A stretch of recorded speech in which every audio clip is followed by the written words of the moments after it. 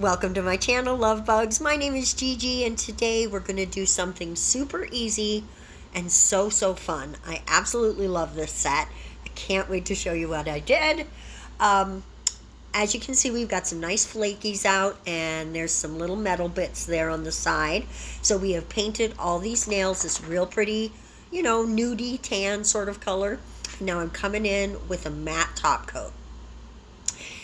On top of that matte top coat, we are going to take these little metal frames and lay them down in there before we cure, so that they'll be matte nails, but they'll be holding onto that little frame. It takes me a second to get some of these exactly in the right place, and here's the thing: if you struggle with doing that and you have made, you know, some little wrinkles in your matte top coat, just let it settle for a second before you cure it.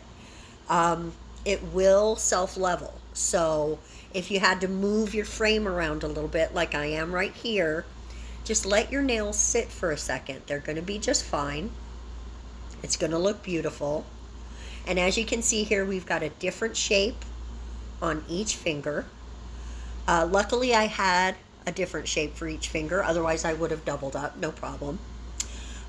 These little frames can be used so many different ways, but today we're going to use them to make our own Cabochon style gems.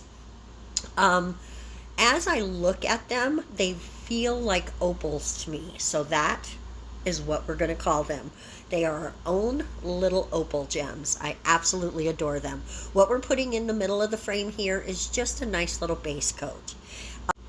And that is going to allow us to have a nice sticky space for us to add our next element. And once we get it cured, most base coats have a stickiness to them, because the point of it is so that whatever the next layer that you put on is got that stickiness to adhere to. So we're going to go ahead and just fill all of those with a little base coat, pop them in the lamp, and then come in with these beautiful flakies. And each nail is not only going to have its own shape, it's going to have its own color. There's going to be 3 that are on the lighter side, but each one is a little different. You can see this one's got a pink-green shift, one's got a purpley shift, one has more of just a pink shift. So they're all a little different, and we've got 2 dark ones as well. Now I am coming in with a little more base coat, for 2 reasons. One, just to protect what we've already done. Always base coat to protect. This was the wrong tip to use. I don't know what I was thinking that this pointy slanted tip was going to work. It really didn't. And I'm going to struggle with it here for a few more seconds. And then I'm going to realize that this doesn't work for me, and I'm going to get one that's flatter and rounder. You'll see in just a second. But anyway, it's going to protect it, and then we're going to do a second layer. So it's going to give us that sticky layer again.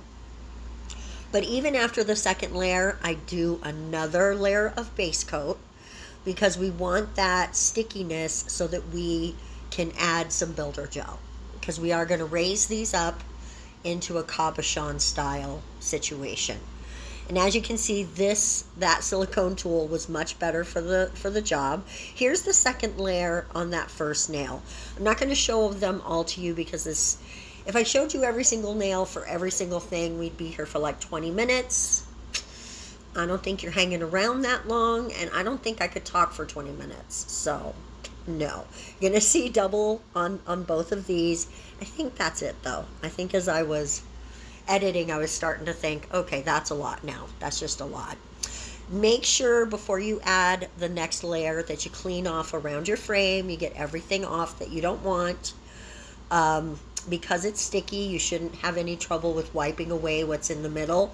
Once those flakies stick to that, they are on there. So that's a nice thing. That's a nice thing. So now here comes the second dark color, which is more, the one is more purple, and this one is more blue, sort of green shifty. They are so pretty, guys. I love these flakies so much. And it seems like you don't get a lot when you open the packages, but it lasts for so long. The only serious problem is they get everywhere. Even though you're trying not to, it's the static of it, right? When that's what makes it stick to these silicone tools. But even as you're pulling it out, it's just floating everywhere. So just know that if you're going to work with the flakies.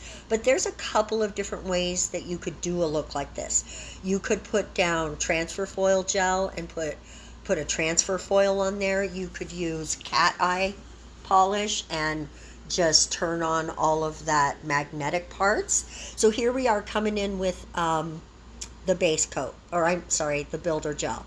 And you want to play with this to make sure it's completely filling up the frame, but also to make sure that it's doming the way that you want it to. And you can use gravity to make sure that it does that.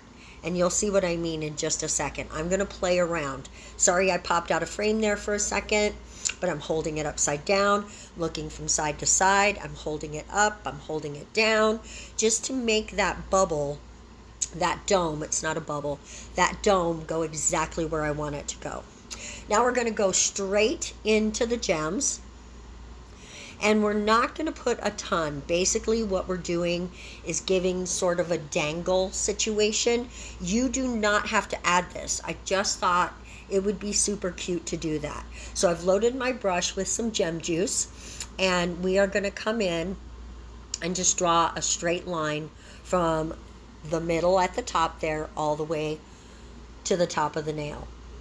And then we're going to come in, I am going to come in and add one gem, one little, it's an AB crystal, and I decided on that because it's going to help reflect whatever color it's next to.